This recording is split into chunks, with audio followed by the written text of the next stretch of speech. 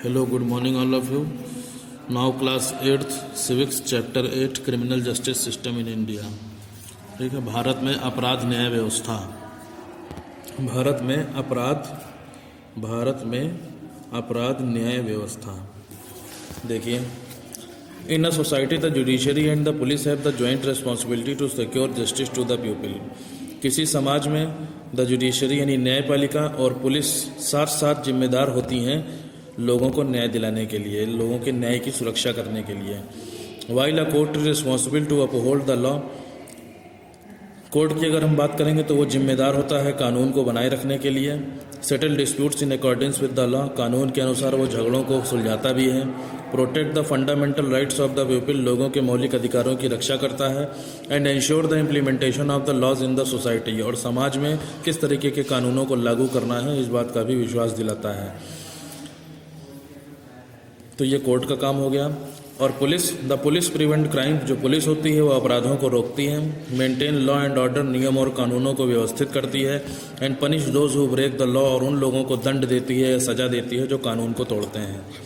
They also perform the task of bringing the suspects to the court. ये इस task या ये काम भी करते हैं जो संदिग्ध लोग होते हैं, जो संदेहास्पद लोग होते हैं, उनको कोर्ट में भी पेश करती है। And helping victim seeking justice from the court. और जो परेशान लोग होते हैं, जो पीड़ित लोग होते हैं, उनको न्याय दिलाने में भी, कोर्ट से न्याय दिलाने में भी उनकी मदद करती है police. When a suspect is brought to a court. जब संदिग्ध आदमी कोर्ट में लाया जाता है, the court examines whether the accused has committed a crime or not. तो सबसे पहले जो कोर्ट होता है वो ये जांचता है कि मुजरिम ने अपराध किया है या नहीं।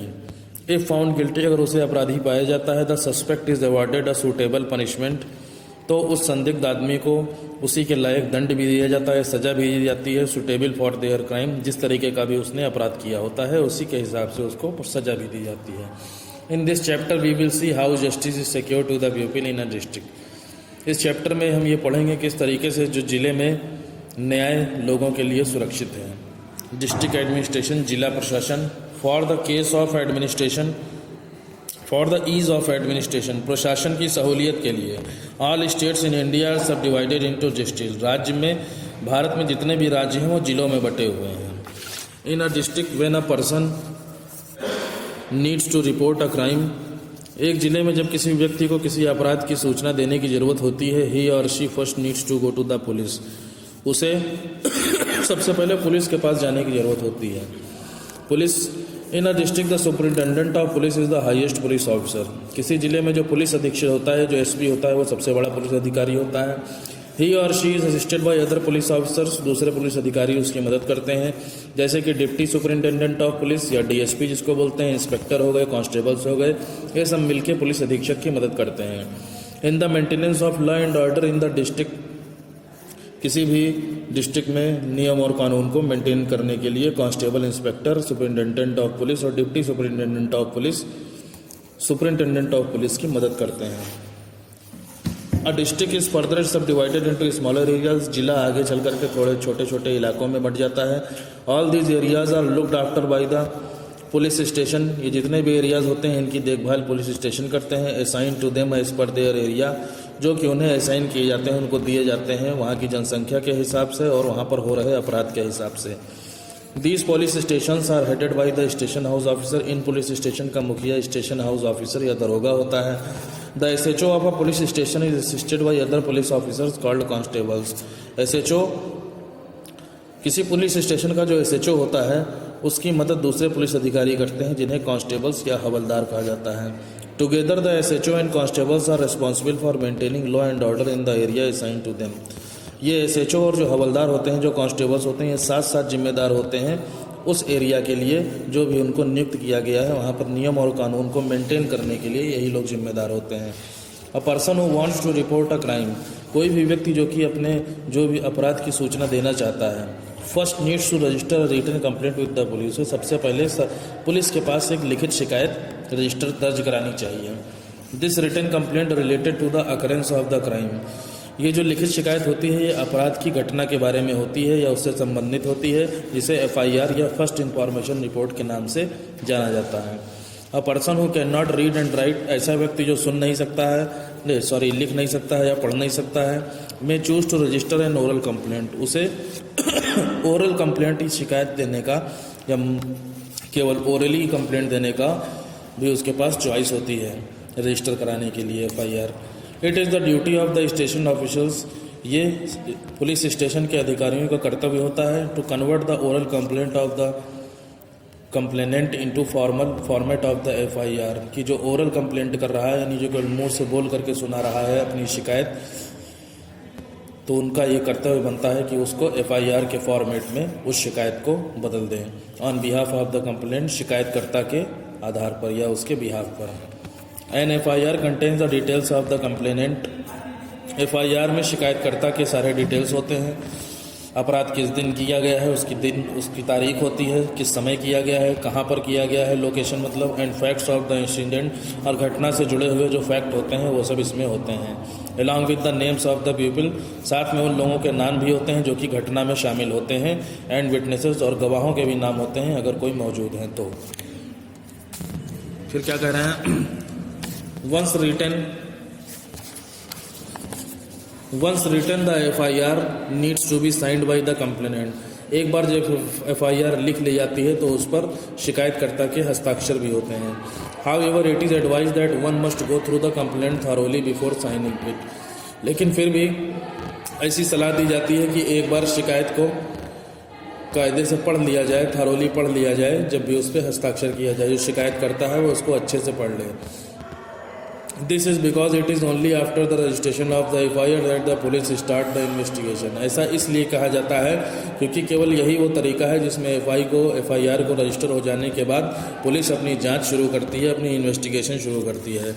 On the basis of the FIR the police collect evidences, FIR के आधार पर पुलिस सबूतों को इकट्ठा करती है, and form an opinion about the incident, और घटना के बारे में अपनी खुद की एक राय तैयार करती है। If the police think that the accused is guilty, वहाँ पर अगर पुलिस ये सोचती है कि जो अपराधी है, जो एक्यूज्ड है, जो आरोपी है वो अपराधी है, अपराध का रजिस्टर्ड अगेंस्ट देम, तो उसके खिलाफ जो अपराध है वो रजिस्टर कर दिया जाता है। They file a chargesheet in the court, उसके बाद कोर्ट में या न्यायालय में उसके खिलाफ आरोप पत्र दाखिल किया जाता है।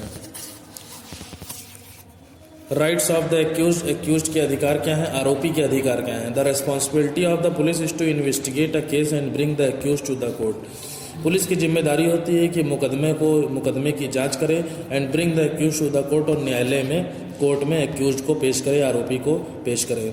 However the police need to perform these functions in accordance with the law, police को ये सब काम करने में कानून के अनुसार ये सारे काम करने चाहिए, एंड विद एब्सोल्यूट रिस्पेक्ट, और पूरे सम्मान के साथ भी करने चाहिए, फॉर ह्यूमन राइट्स, क्योंकि ये मानवाधिकार है।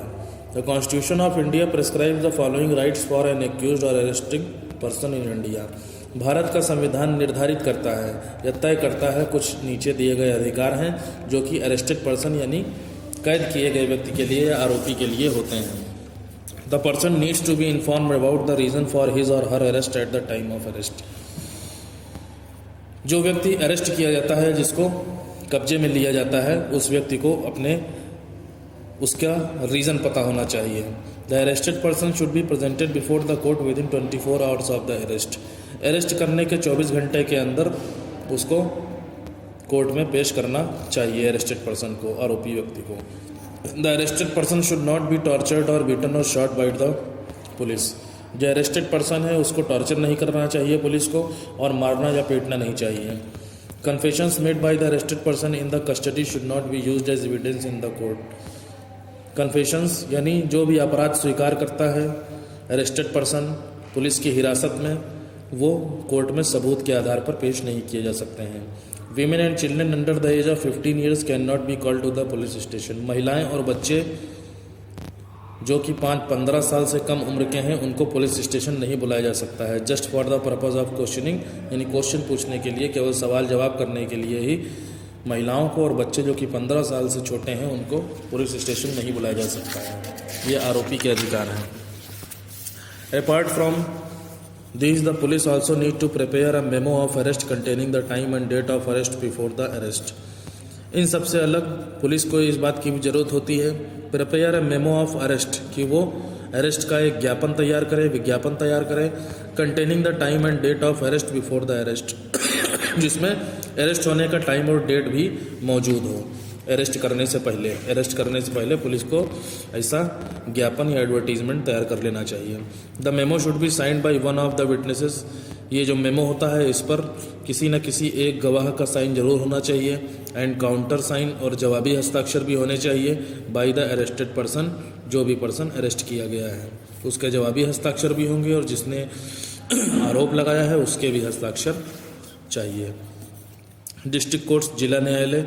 The judiciary at the district level consist of 2 types of courts. न्यायपालिका जिला स्तर पर 2 प्रकार के न्यायालयों में बटा हुआ है, सिविल कोर्ट और क्रिमिनल कोर्ट। सिविल कोर्ट क्या होता है? It is presided over by a district जज, इसका संचालन जिला न्यायाधीश करता है।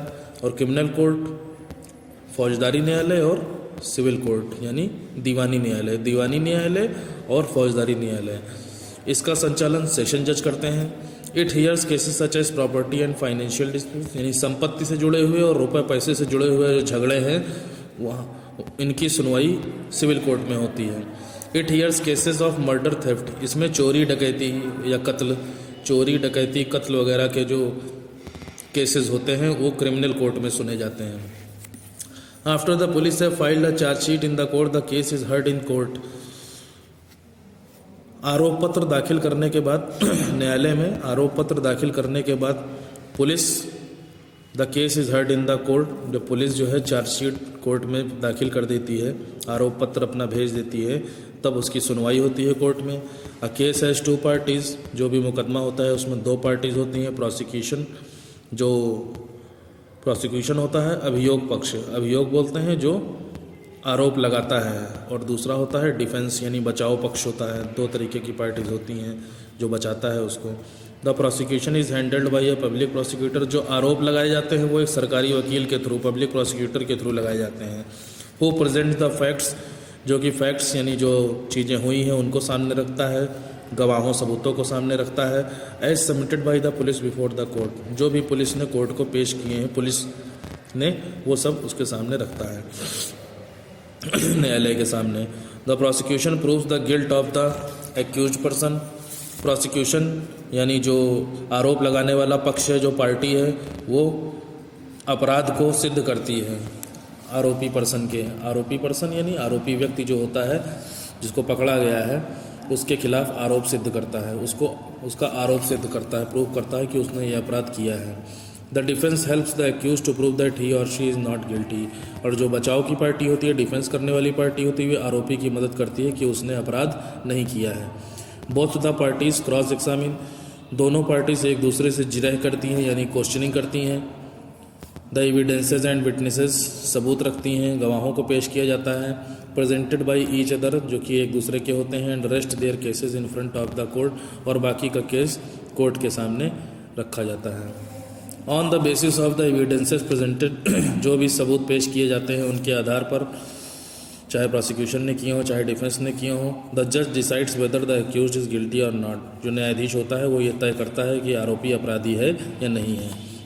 The judge is not allowed to jump to any conclusions on the basis of his own perceptions and assumptions, यानी अपनी समझने के आधार पर या अपने अनुमान के हिसाब से, ठीक है। परसेप्शन मतलब अपनी सोच के हिसाब से या अपने अनुमान लगाने के आधार पर जो जज है वो किसी भी तरीके के कंक्लूजन को नहीं दे सकता है, यानी कोई फैसला नहीं सुना सकता है। He or she is allowed to award a punishment or acquit the accused only on the basis of the evidences presented before the court, जो भी न्यायाधीश होता है चाहे वो ही हो या शी हो, उसको तभी परमिट है दंड देना, पनिशमेंट देना, जब एक्विट को दंड देना या उसको बरी करना या उसको रिहा कर देना, ठीक है।